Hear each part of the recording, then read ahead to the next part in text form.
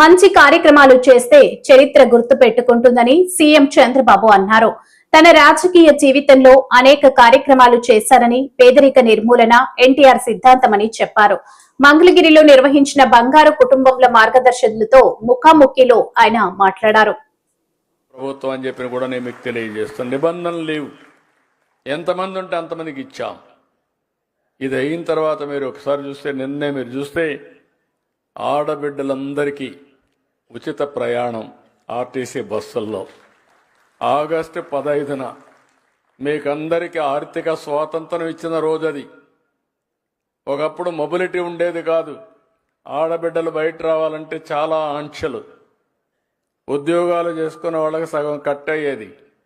ఇప్పుడు భర్త భార్య ఉద్యోగం చేస్తే కాస్తో కూస్తో భర్త ఆదాయం ట్రాన్స్పోర్టేషన్ కూడా పోతే నెట్గా మీకు మాత్రం ఎంత జీతం వస్తుందో అంత జీతం తీసుకునే పరిస్థితి తీసుకొచ్చామంటే అది ఈ ప్రభుత్వం చూపించే విధానం, మహిళల పట్ల ఆసక్తి.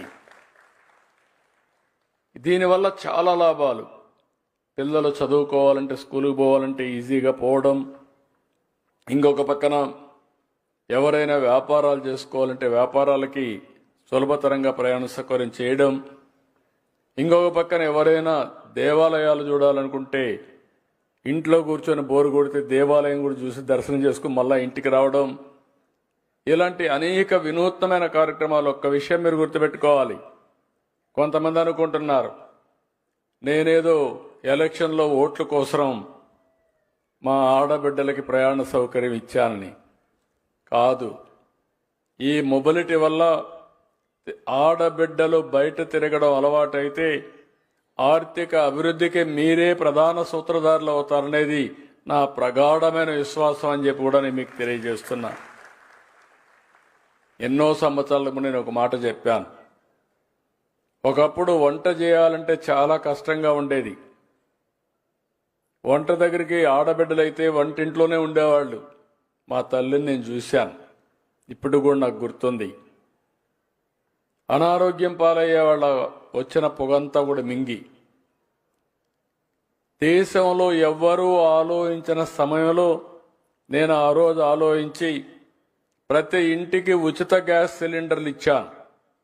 అది గేమ్ చేంజర్గా తయారైంది. దేశంలో మొట్టమొదటిసారిగా గ్యాస్ ఉపయోగించుకున్న రాష్ట్రం, ఉపయోగించుకున్న ఆడపడుచులు మన ఆడబిడ్డలని చెప్పి మరొకసారి మీకు తెలియజేస్తున్నా. ఈరోజు 3 గ్యాస్ సిలిండర్లు ఉచితంగా ఇస్తున్నాను. దానికి కూడా కారణం ఉంది. ధరలు పెరిగిపోయినాయని మళ్ళీ కట్టెల పొయ్యితో మీరు వంట చేసే పరిస్థితి వస్తే ఇది కరెక్ట్ కాదని ఇచ్చాను. అంటే మీ సమయాన్ని సద్వినియోగం చేసుకోవాలి. కట్టెల పొయ్యితో చాలా సమయం అవుతుంది, అదే స్టవ్ అయితే చాలా ఈజీగా అయిపోతుంది. ఈరోజు చాలామంది మీరు ఇంటికే పరిమితం ఎందుకు అవుతున్నారంటే బయట పోతే ఖర్చులు అవుతాయి, ఆర్టీసీ బస్సు రేట్లున్నాయి. ఇవన్నీ మళ్ళీ ఒకప్పుడు నేను చూసేవాడిని. ఆడబిడ్డల్ని చిన్నప్పుడు తల్లిదండ్రుల పైన, పెద్ద అయితే భర్తల పైన, ముసలివాళ్ళైతే మళ్ళా పిల్లల పైన, ఒక మాటలో చెప్పాలంటే వాళ్ళ దయాదాస్యాల పైన బతికేవాళ్ళు. ఇప్పుడు నేను ఇచ్చినట్టే సద్వినియోగం చేసుకోగలిగితే మా ఆడబిడ్డలందరూ మీ ఇంట్లో మగవాళ్ళు మీ మీద ఆధారపడే పరిస్థితి వస్తుంది. అది ఎక్కువ రోజుల్లో ఎక్కువ సమయం లేదని చెప్పి కూడా నేను మీకు తెలియజేస్తున్నా. ఇవన్నీ కూడా ప్రాక్టికల్గా మనం చేశాం. ఒకప్పుడు ఆడబిడ్డల్ని చదివించేవాళ్ళు కాదు, మీరు గుర్తుపెట్టుకోవాలి.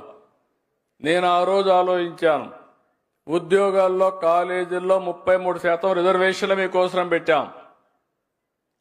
దాంతో ఈరోజు చాలామంది అడుగుతూ ఉంటాను, ఎవరైనా భార్యాభర్త ఇద్దరు వస్తే, ఇద్దరు ఐటీ అయితే ఎవరి ఆదాయం ఎక్కువ ఉందని.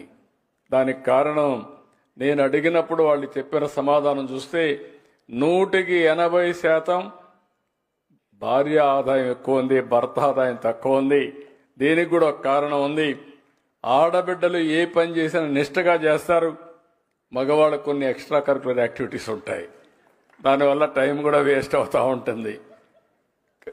ఇది అందుకే నేను ఫస్ట్ నుంచి కూడా దీనికి ఎక్కువ ప్రాధాన్యత ఇచ్చాను. ఈరోజు ఆర్టీసీలో పనిచేసే కండక్టర్లు సమైక్య ఆంధ్రప్రదేశ్ తీసుకొచ్చిన విధానమే. కాబట్టి ఈరోజు నేను మిమ్మల్ని అనేది ఏంటంటే, నేను ఒక 10 సూత్రాలు పెట్టుకున్నా. ఈ 10 సూత్రాల్లో జీరో పావర్టీ, ఆర్థిక అసమానతలు తగ్గించే విధానం, ఎవ్రీవేర్ ఉద్యోగం ఉద్యోగం ఉద్యోగం, ప్రతి ఒక్కరూ ఉద్యోగాలు చేయాలి, ఏదో ఒక పని చేయాలి, 10 రూపాయలు సంపాదించాలి. ఇంకొక పక్కన పాపులేషన్ మేనేజ్మెంట్, జనాభా తగ్గిపోతా ఉంది. ఆ మాట చెబితే నన్ను ఎగతాళి చేస్తున్నారు కొంతమంది. ఎగ్జాక్ట్గా 95 నుంచి నేను ప్రారంభించాను.